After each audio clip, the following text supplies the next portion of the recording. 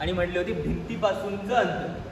तर आता आपल्याला या प्रतलापासूनचं अंतर, प्लेनला तुम्ही प्रतल म्हणता, तर आपण इथे नको जाऊया, आपण तिथेच विचार करूया. ही भिंत आहे, याला एक काटकोनामध्ये दुसरी भिंत आणि एक तिसरी, म्हणजे x axis, Y axis, x अक्ष, वाय अक्ष आणि झेड अक्ष, बरोबर. तर आता आपण विचार करूया की आपण त्या घनाकडे वरून बघतो, तर त्याला आपण काय म्हणतो, वरून बघणं म्हणजे टॉप. तर आपण वरून बघतो तर टॉप प्लेन. तर आता आपण टॉप प्लेन सिलेक्ट करूया.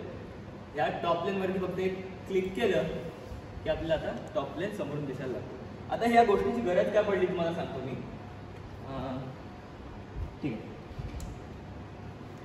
हा पेला आहे. या पेल्याला आपण जेव्हा जर चित्र काढायचं आपल्याला पेल्याचे, तर आपण कसं काढणार, अख्खाच्या अख्खा पेला तर आपण चित्रात नाही ना बनवू शकतो. जर हा बाजू बनवली तर मागची बाजू दिसणार आहे चित्रामध्ये, बरोबर. तर आपण काय करतो, इंजिनिअरिंगमध्ये कुठलीही गोष्ट बनवताना आपल्याला तिन्ही बाजूनी, तिन्ही आयामामधून ती गोष्ट कशी दिसते, 3D प्रिंट. 3D डीचा मी सांगितलं होतं आयाम असतं, तर तिन्ही आयामांमधून ती कशी गोष्ट दिसते, त्यासाठी आपण वेगवेगळ्या आयामांमधून बघतो आणि जशी गोष्ट दिसते तसं आपण त्याचं चित्र काढतो, बरोबर. हा पेला आहे, हा पेला अगदी समोर धरला तर कसा दिसतोय तुम्हाला, कसा दिसतोय. एक फोटो काढला तर एक आयत, त्याच्यावरती एक मोठीशी रेष. तुम्ही तुमच्या समोरून बघाल, तुम्ही तुमच्या समोरून बघाल तर तुम्हाला एक रेष दिसेल, फक्त एक आयत आणि एक रेष. तेच वरून बघितलं तर एक गोल, त्याच्या आत एक दुसरा गोल आणि एक तिसरा गोल. अजून बघितलं तर हे असं. सेम आपण घन वरून कसा बघणार, घन आपण वरून बघितलं तर कसा दिसेल, कोणी सांगेल मला. घन आपण वरून बघितलं तर कसं दिसेल, एक चौरस दिसेल बघा.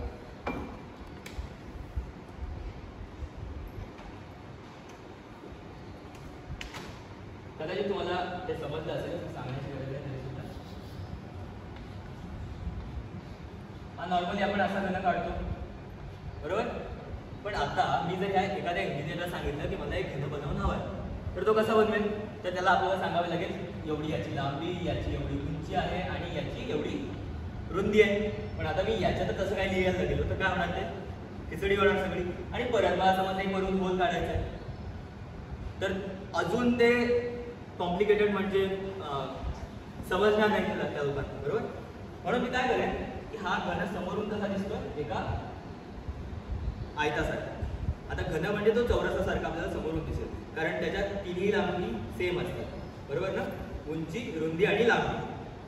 तर आता मी काय करेन, त्याच्यामध्ये एक स्केच काढेन. स्केच कसं काढेन, मला वरून कसा दिसतो, तर वरून मला कसा दिसणार आहे, एका चौरसासारखा. तर मी एक चौरस बनवेन. तर आता तो चौरस किती बाय कितीचा बनवेल, किती लांबी आणि किती रुंदीचा बनवू, तुम्ही सांगा. आता याच्यावरती आपल्याला 20 सेंटीमीटर बाय 20 सेंटीमीटर, 20 सेंटीमीटर आणि 20 सेंटीमीटर लांबीची आणि रुंदीची वस्तू बनवू शकतो याच्यावर. पण याच्यावरती वस्तू बनवण्याचा आपला ही एक लहानशी मशीन आहे, याला खूप वेळ लागतो.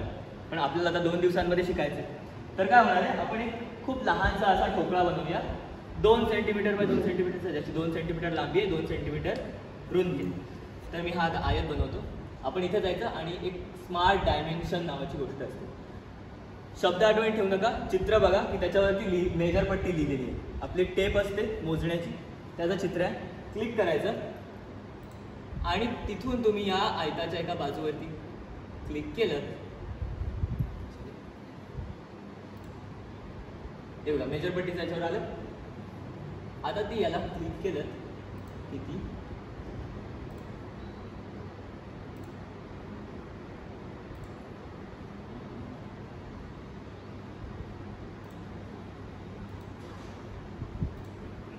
आली, किती आली, 74.87 मिलीमीटर. एका सेंटीमीटरमध्ये किती मिलीमीटर असतात, किती, 10. मी जास्त मिली सेंटीडेसीमध्ये घुसत नाही. 10 मिलीमीटर म्हणजे 1 सेंटीमीटर, बरोबर. 1 मीटरमध्ये 100 सेंटीमीटर असतात. फक्त इतकं लक्षात ठेवा. इथं लिहितो,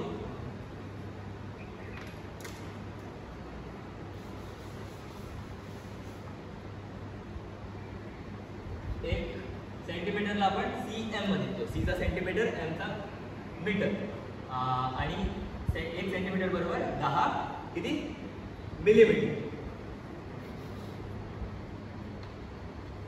ठीक आहे, हे एवढं लक्षात ठेवा. आता बघा 74.87 हे पुढचं सगळं विसरून जाईल, खूप लहान आहे. दशांश स्थळाच्या पुढचं विसरून जाईल. ठीक आहे, तर म्हणजे किती 7.4 सेंटीमीटरचा ती बाजू आहे. आपल्याला किती पाहिजे 2 सेंटीमीटर. 2 सेंटीमीटर म्हणजे किती मिलीमीटर होतील, 2 ला 10 ने गुणायचं, किती झाले 20 मिलीमीटर. तर आपण इथे 20 मिलीमीटर टाकलं, एंटर केलं, झालं 20. ठीक आहे, आता तसंच आता जसं आपण याला क्लिक केलं तसंच या वरच्याला क्लिक करायचं. ही समजा आपण लांबी म्हणली तर ही घेऊया रुंदी.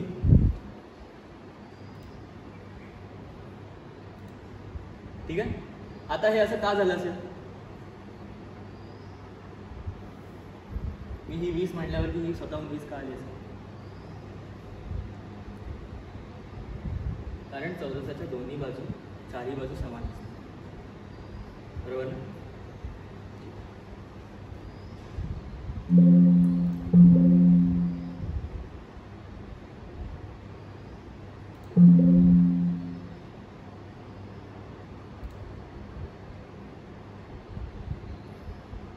आता आपला चौरस तर झाला तयार, वरून कसा दिसतो तसं. बरोबर. आता आपल्याला काय करायचं आहे, घन बनवायचं. आतापर्यंत आपण एक्स अक्ष आणि वाय अक्षामध्ये खेळत होतो. आपल्याला त्याची उंची पण पाहिजे. बरोबर, वरून कसा दिसतो समजलं. आता आपल्याला समोरून कसा दिसतो ते बघूया. ठीक आहे, आता एखादा आपण चौकोन जर समोरून बघितला तर कसा दिसेल, एका रेषेसारखा. बरोबर. समजा मी इथे एक चौरस बनवला, किंवा कसा दिसतो, एक आकार आहे त्याला, इथे मी एक रेषा लाईन. ठीक आहे, एवढा तुकडा आहे. समोरून बघितलं काय दिसतं. बरोबर, वरून मला दिसतोय चौकोन, पण समोरून काय दिसते. पण आपल्याला रेष नको आहे, आपल्याला याची रुंदी हवी. त्याला आपण रुंदी देऊ. कशी द्यायची, इथे द्यायचं.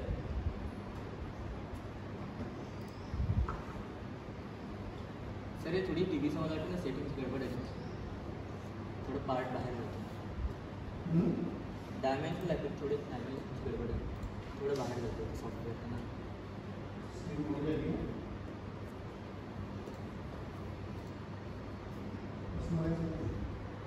हो सर, तेच करतो.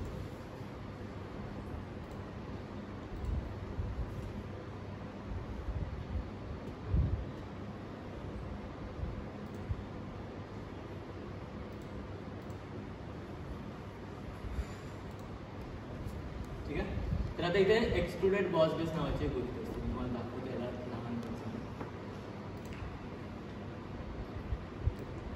हे मी जी नावं घेतोय तुम्ही लक्षात ठेवावी जशी नाही, मात्र हे चित्र लक्षात ठेवा. ठीक आहे, आता इथे काय दाखवलंय बघा, एक चौरस दाखवलाय आणि त्या चौरसातनं काहीतरी असं बाहेर येतो, म्हणजे एक रुंदी बाहेर येते, उंची. ठीक आहे, एक चौरस आहे, त्यातून बाहेर येतो. तुम्ही याला क्लिक केलं, ठीक आहे, आणि या तुमच्या चौरसाला क्लिक केलं, जो चौरस मगाशी बनवला होता, की आता काय तयार झालं, घन.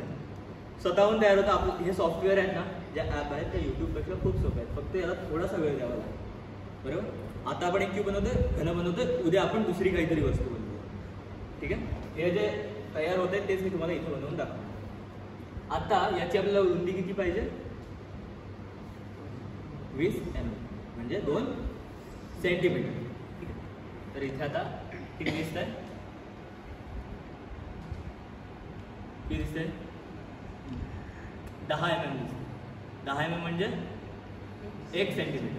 आपल्याला किती हवं आहे, 2 सेंटीमीटर. तर आपण इथे किती टाकणार, 20. बरोबर. केलं की हा आपला तयार झाला. इथं बरोबरला क्लिक केलं,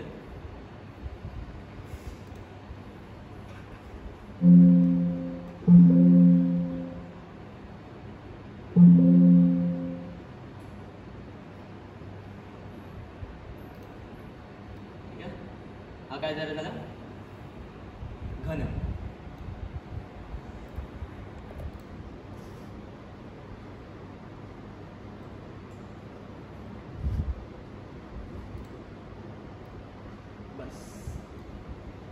ही एवढीशी गोष्ट आपण इथे बनवू. ठीक आहे, मी ही गोष्ट पुन्हा बनवून दाखवणार आहे, त्यामुळे आपल्याला हे जे चित्र आहेत हे लक्षात येते. पण तुम्हाला समजलं की एखादी जर वस्तू बनवायची असेल तर आपल्याला कशी बनवावी लागते. आधी आपण ज्या बाजूने बघतो ती बाजू बनवावी लागते, कारण त्याने बनवणं सोपं होतं. बरोबर. उदाहरणार्थ